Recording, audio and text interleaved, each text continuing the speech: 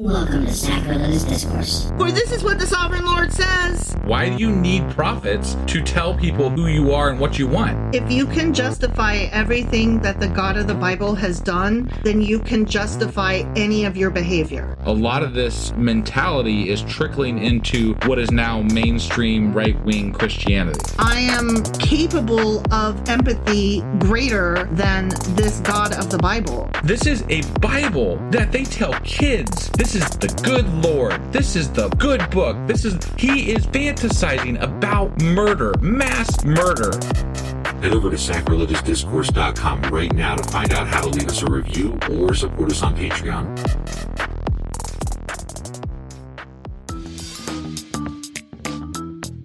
Hey there, sinners and saints. It's your favorite Bible-bashing duo from Sacrilegious Discourse, and we need your help. That's right, folks. We're raising funds for some heavenly equipment and a studio that doesn't sound like it's in the depths of hell. Our current setup, let's just say it's more apocalypse than audiophile. So if you want to hear us dissect the Bible without the background noise of demonic squirrels, chip in a few bucks. We're aiming for $5,000 to upgrade our audio and build a studio worthy of blasphemous banter. Donate today and help us spread the good word of atheism. You can find a link right on our homepage, sacrilegiousdiscourse.com. Every dollar counts. Even if it's from your collection plate.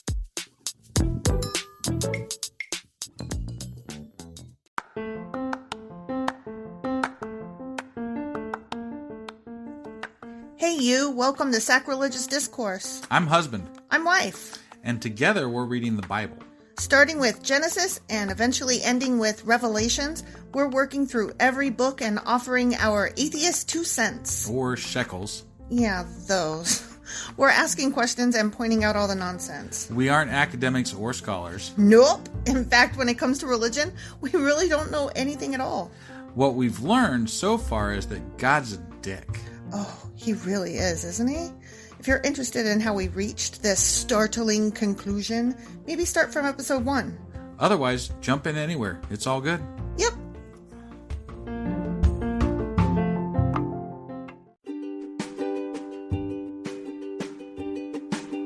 Hey wife, did you know that Anchor is sponsoring our show? Really? Don't we use Anchor to distribute our podcast on Spotify and Apple Podcasts? Yeah, and we are on just about every other platform available as well, thanks to them.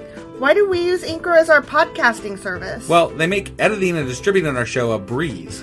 What if one of our listeners wants to start their own podcast? Then they should head over to anchor.fm or download the app to get started. Awesome! You guys should go do that right now!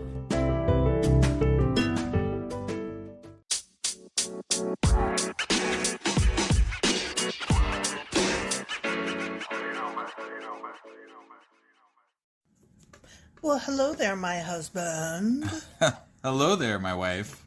Hi, it's Tuesday Q&A. Yeah, I know. So, do you have a Q? Do you have an A?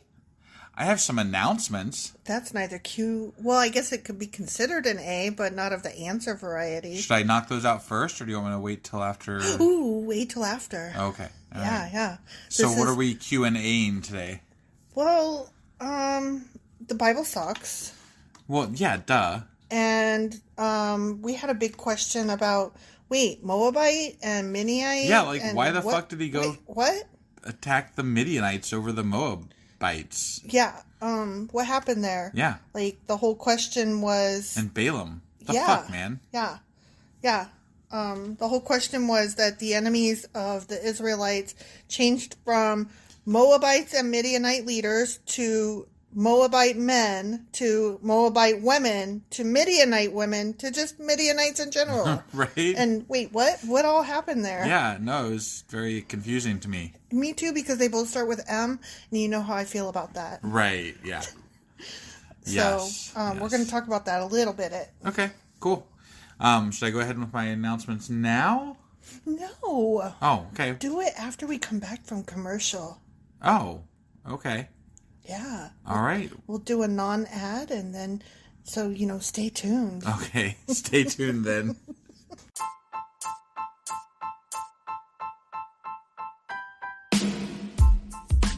Hey, wife. Yes, husband. Did you know that we are now on Patreon? Yes, because you told me, but also, no, tell me more. So we're on Patreon now. Are we? We are. And our supporters can go there and support us. And we have multiple levels all the way up to You Killed God. That sounds really drastic and escalated quickly-ish. Well, no, there's multiple levels before there. So it escalates on a sliding scale of, cheap to not cheap. Oh. But, we can definitely use any amount. So, like, any support is always appreciated. So what exactly is Patreon? It's a place where you can show your support for our podcast. And just our podcast? Any podcast or any performer.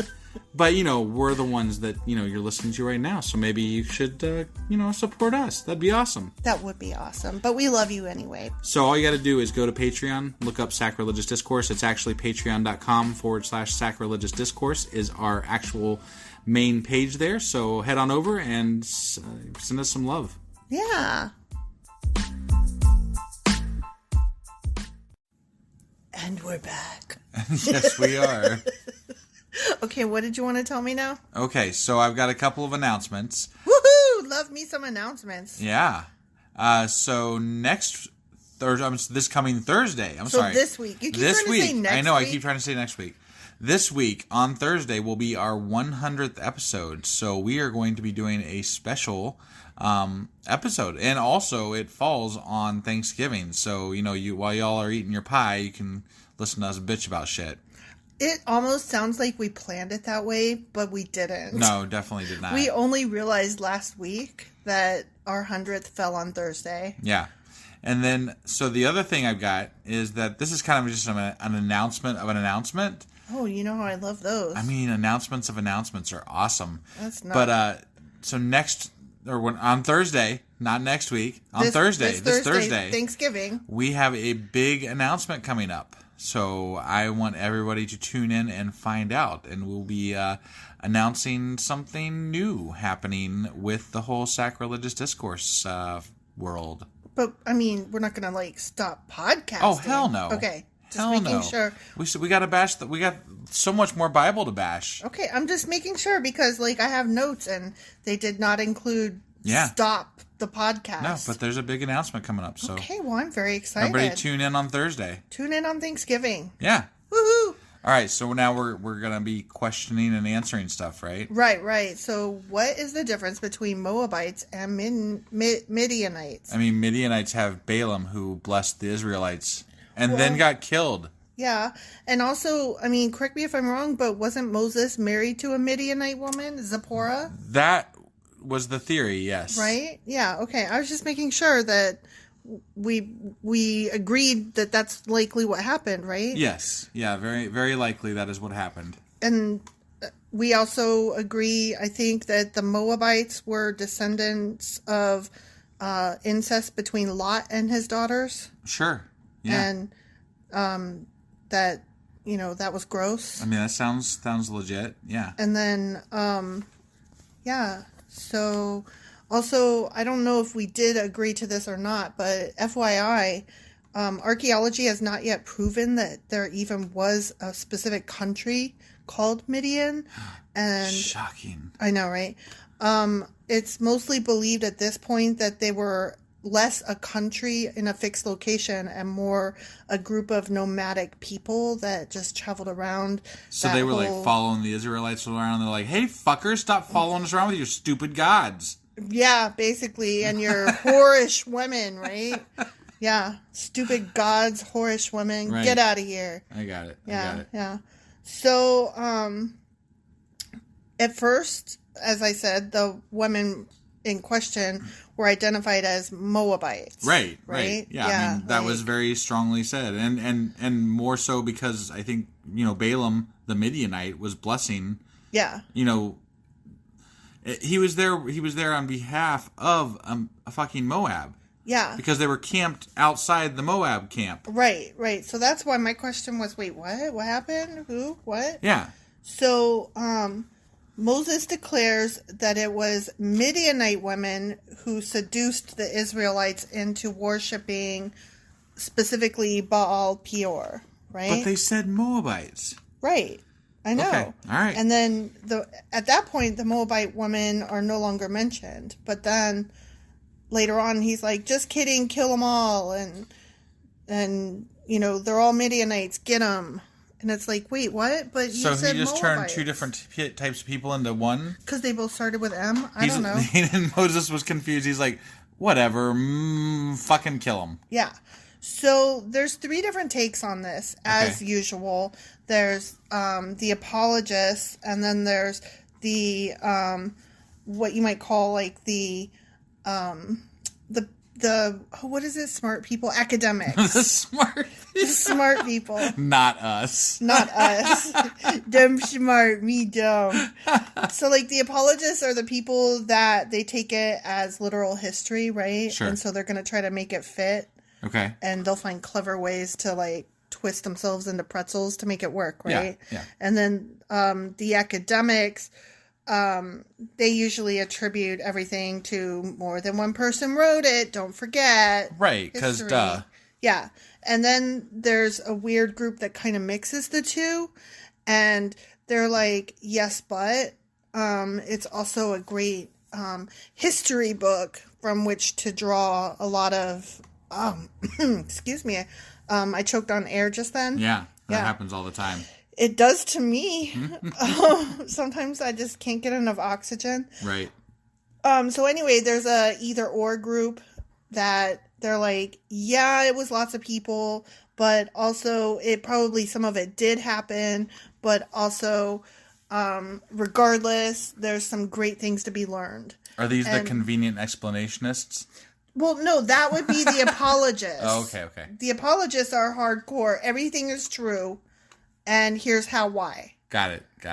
The either or, the middlemen, the fence sitters, they're a lot of different people wrote it, but some of it's true, and even if it's not, there's lots of stuff we can get from it that's good. Sure. So the apologists, they will point to different books in different religions to try to fit it all together. Okay. And so... so the Bible's not enough? Doesn't cover everything? Jesus. It doesn't cover everything. Jesus. I'm shocked. Right? I'm shocked. Yeah. So... it's not the end-all be-all. Right. What the fuck? In one Talmud story, God tells Moses to spare Moab and attack only Midian, because God wants to preserve the land of Moab for the birth of Ruth, who we haven't learned about yet. But she's the virtuous ancestor of King David. Okay. And I don't know if you've heard of him, but he's a goodie yet to come. Got it. So that's one reason why perhaps God and Moses were like, just kidding, only the one group, not the other. Okay. So, whatever. Sure. Okay, there's another story that says that the attack on Midian is actually vengeance for the episode in the book of Genesis when a band of Midianite guys, they buy and sell Joseph from his brothers and sell him into slavery in Egypt. Do you remember that? Those were Midianites that bought Apparently. But, like, how the fuck are they supposed to... I mean... Right? Yeah. Dude, I'm not condoning slavery, but it was a thing that happened, and like they're just like, well, not to mention it was Joseph's own fucking brothers that sold him. Yeah, Joseph's own brothers fucking sold him. Yeah, like they're the rather than throwing him down the well. Do you remember that story? Yeah, with his awesome colored coat or whatever. Yeah, that became a musical. Yes, I do remember. Okay, so that's another way that it's like, yeah, it was vengeance. Yeah. I call bullshit on that. I call bullshit on that as well. Yeah. So, so those are 2 different ways that apologists try to, twist the pretzel. Okay. To make it work. Sure. The academics, of course, they lean heavily on there's more than one. I tend to go along with the academics. There's more than one source. It was all woven together. Right. You guys know this. Let's not nitpick about it because it was written. It's all stupid in the first fucking place. Yeah. So...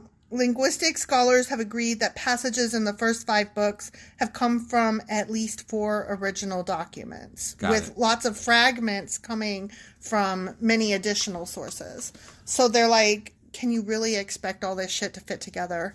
To which, I would answer a resounding no, of course not, stupid. Right. But then, if you're going to try to mesh a bunch of shit that doesn't fit together, maybe you should rewrite it. Well, there were also... when they were fitting it together, there were redactors. So there would be all of these different stories that they would put together, and then there would be a redactor that came in and tried to make it fit. And then later on, somebody else would come and try to fit them together and try to make it fit. So it wasn't just like a bunch of stories came together. They were all woven by one person, the end. Like that would, even at that, there would be problems. But it wasn't just one person one time that did it. It was several people over time that did it. And they had all this source material over time that they were trying to put together. Got it. And, you know, when you got a redactor's going to redact. Right, right. So, yeah. So that didn't go well. Yeah. Not at all. No. And so then there's that last group, what I like to call the middleman, fence sitting, can't pick a side and get there. Like they want to consider themselves academic, but they're also very hoo-hoo and religious-y. Right. And so they think that you can still get a lot of insight about human nature from it. And it's like, yeah, the human nature is that you guys fuck this shit up. Right, right. But they lean less on who were the Moabites and who were the Midianites, and their questions lean more towards things like, did Moses believe that the Midianite tribes of Moab were different from the Midianite tribes, and that there were some good and some bad Midianites, and that it's right to marry the good ones and kill the bad ones? Like they present more like nuanced, more nuanced arguments that's all great and good, but yet they considered virgins property. Right. So I have very little patience for that. Yeah, they obviously didn't have much respect for the quote-unquote good ones. Yeah, yeah. So I don't know. I don't really want to sit here and talk about how they had some good and some bad. And it's like, you sound more apologist to me than academic. Yeah. I don't have patience for I that guess in my life. did you find anything out about Balaam or anything like that? Or I wasn't really looking at Balaam because we already kind of talked about him more. Okay. I was more just looking at the people in general and the geography of the land. And when they first started talking about the Midianites early on, like when Moses was marrying Zipporah and taking advice from his father-in-law. Remember when his father-in-law was like, y'all need to delegate and you need to get some help up in here. Yep. And Moses was like very excited about that plan. Right. And he was like, my God, you are the best manager I ever knew. And he took the advice to heart. Yeah. So like he had no problems with Midianites then. Right. Okay. So that was the part I was really interested in, was like, why the change out? And maybe he never did change out. Maybe we're just missing large chunks of a story. Maybe yeah. Like, well, it's large chunks of story and a not full grasp and understanding of what the tribes referred to themselves as, and how that differentiated from what they called the land at the time. Right. Because early on, when Moses was like happy, the Midianite area was considered directly east of, what is that, the Red Sea or something? And then later on, it was more southeast of that. Okay. So like the whole geography changed depending on which time in the Bible you're talking about. And so if you can't even count on them to get the geography right, how the hell are you going to count on them to get the name of the people right? When is the name of the people even based on the geography? And were they from one area, or were they, just people who traveled? I just can't imagine reading the final copy of the Bible and being like, yeah, that's good. Right. Well, I mean, that's what we're doing right now. We're reading the final draft, right? Right. Because we decided, a few thousand years ago or whatever, a few 100,000, whatever, however many years ago, we're not going to add or remove any more. This is it. This is done. Right, just leave the fucking gaping holes and the bullshit and the misinformation and whatever. And that would, to me, would be another interesting Q&A. When was the last time that the Bible was changed?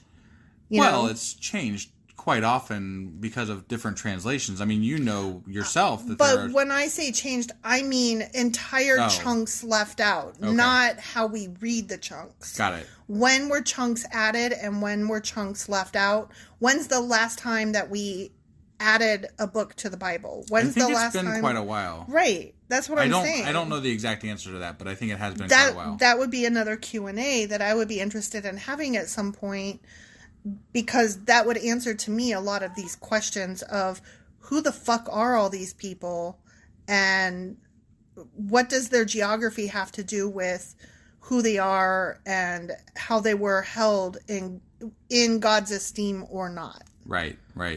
So that's the answer to that question. Okay. Which is that there's not one. Right. Sorry. No, it's okay. Not my fault. That's right. Not our fault. I can't be held responsible for the Bible sucking. Right. So there is the end. Are we done? That is the end. Okay. The end. I couldn't. You look like you were still maybe going to say something. So I'm like, okay.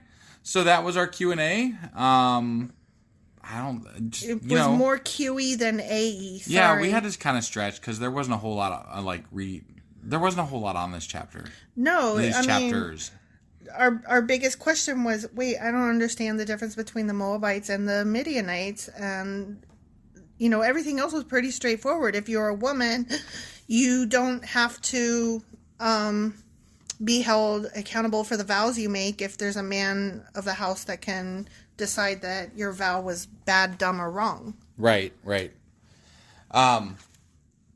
That's it. That's it. Okay, so let's stay tuned next on Thursday, not next week. On Thursday. This week. We got announcements. We got 100th special episode. We got all kinds of Thanksgiving.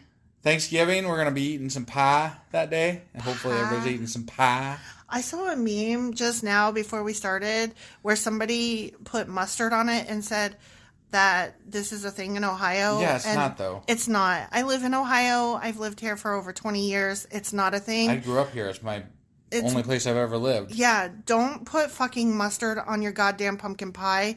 And if you do, don't fucking say it came from Ohio, because no the fuck it didn't. Right. That is wrong and false. Okay, happy holidays, fuckers.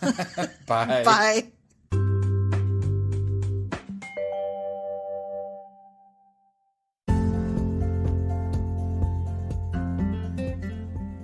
So that ends this week's Q&A. If you have questions, answers, or comments, please email them to us by next Sunday, 5 p.m. Eastern, to be included in next Tuesday's Q&A episode. Awesome. See ya. Bye.